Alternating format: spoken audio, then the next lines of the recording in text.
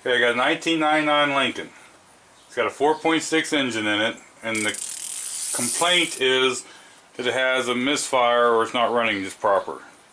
So I stuck a computer on it, and the code showing that there was a misfire on cylinder 4. So first thing we're going to do is take a look at the spark plugs. To get in there, you can take a 1/4 inch dry ratchet or whatever, 1/4 inch dry something, and there's a nut right here, or a bolt with that drive in it. You can take it out.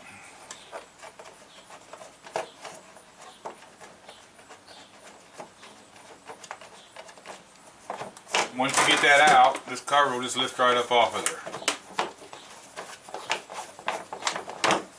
Just has 2 little tabs on the front here that you slide over. Okay, I just looked in the book and it says this is number 1 cylinder 234, so it'd be the back one back there. So what we're looking at is this thing right here is the coil. So what we're going to do is disconnect the wire. We're going to take the one bolt out right here that you see. It's a 7mm.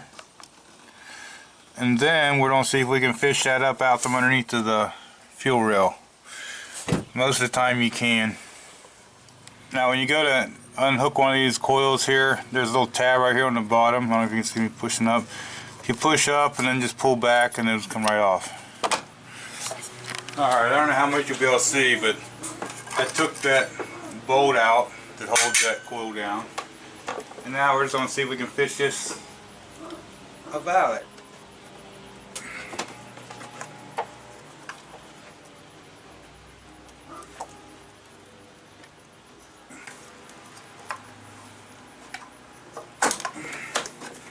Okay, so it had a pretty good suction on there. So there's your coil out of there. You can see how long your coil is, alright?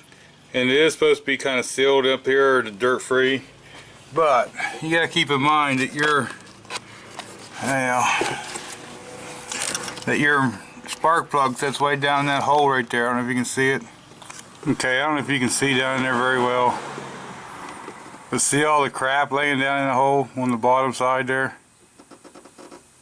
That's why you gotta make sure and blow them holes out a lot, because I don't know where the stuff comes from, but it just gets polluted in there. You can see dirt around the edge of this stuff, and I blew all this off good before we started. So just make sure you blow them spark plug holes out really well. If not, all that dirt there will be down in your cylinder. Now I forgot to mention, but I did blow all the top of this off of dirt and stuff. I usually don't use that many tools that you wouldn't have at your house, but this case you need an air hose. And this is just a little one of them oilless compressors, so anything you got can do this job.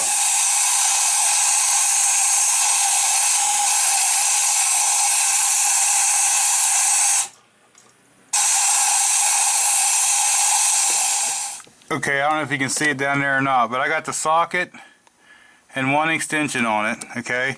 And then I'm gonna put this other extension, let me zoom you out. Then I'll put this other extension on there, and that'll get it to where I can put a ratchet on. So the only thing I'm gonna do is crack these about 1/8 of a turn loose. And then I'm gonna shoot some carburetor cleaner in there and let it soak for about 15 minutes. Now, I believe this is the old style plug. I'm not sure if it's the 2-piece that comes apart in these or not, but all the 4, 6s, and 5, 3s, I just crack them open 1/8 of a turn, let them soak for 15 minutes with carburetor cleaner, and then I'll try to see if they'll come out from there. Okay, now that we're waiting for that plug to soak right now, I got to take it loose here, here, and here, and whatever. I want to get this off of here. That way it'll make it easy to access these other plugs.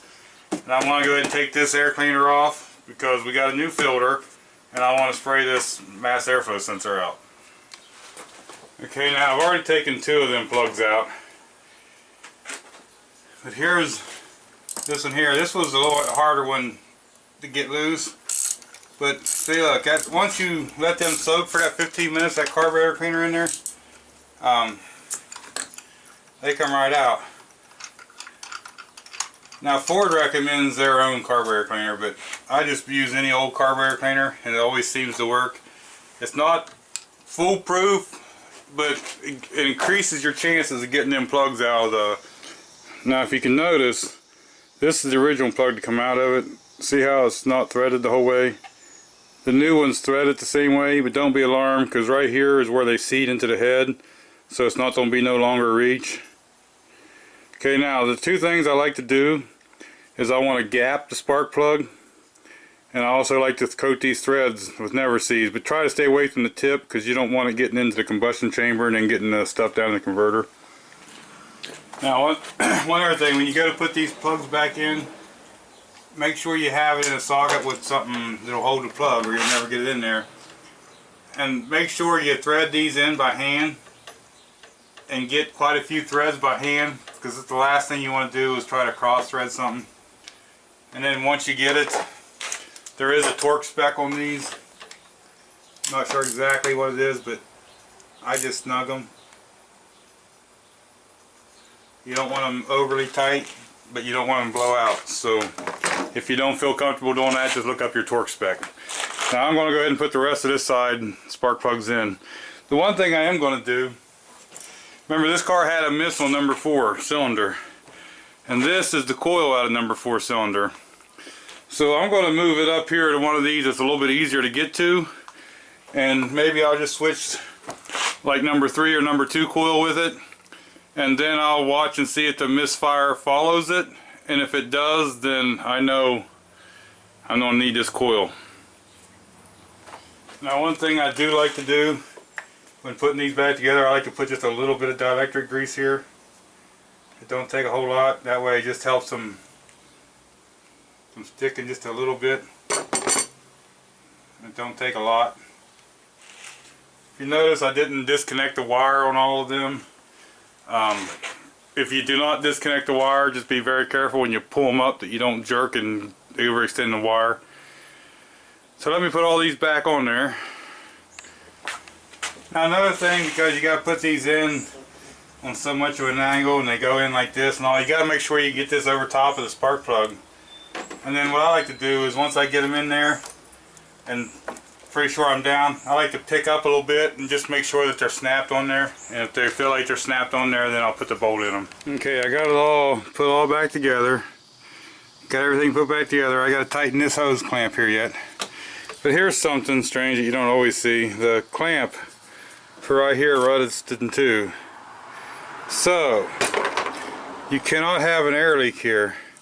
I'm going to put 2 zip ties around it for right now until I can get another one of these clamps. Okay, I don't know if you can see this or not, but what I'd done was I'd erased the codes.